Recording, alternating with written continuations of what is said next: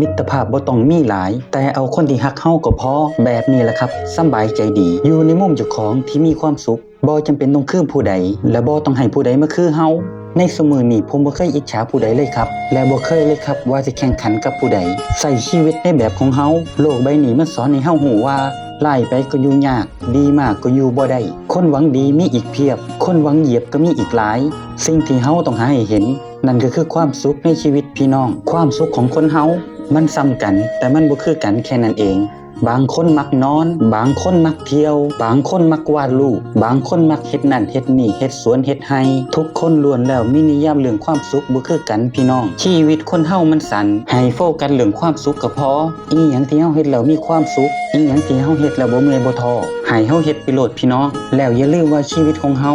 บ่ได้สำคัญกับทุกคนดอกสำคัญแค่ไผบางคนเท่านั้นเองรักษาคนที่ดีกับเฮาไว้เท่านั้นก็พอที่เหลือปล่อยผ่านทางไผทางมันครับและอย่าเป็นคนดีที่บ่มีคนเกรงใจเป็นคนดีเกินไปจนบ่มีคนเห็นค่าบ่มีได้คบก็สร้างมันอยู่ในแบบของเฮาอยู่ในตัวของเฮาผู้เดียวก็ได้บ่มีหมู่พวกมันคงสิบ่ตายดอกครับอยู่ผู้เดียวก็ได้ขอแค่พ่ออยู่พ่อกินบ่มีหนี้สินก็พอใช้ชีวิตแบบมีความสุขแค่นี้ชีวิตเฮาก็มีความสุขแล้วครับที่เหลี่ยมยิ่งกว่าเพชรก็คือเหลี่ยมของมนุษย์ครับที่คดกว่าแม่น้ำก็คือใจของคนที่เหนือกว่าเหตุผลนั่นก็คือข้ออ้างความบ่จริงใจของคนเฮาเฮ็ดทุกวิธีทางเพื่อแหกตาของคนอื่นคำเว้าที่เป็นแค่ลมปากอย่าฟังให้มันหลายครับอย่าไปเชื่อใจมันหลายการกระทำที่เห็นได้แค่เปลือก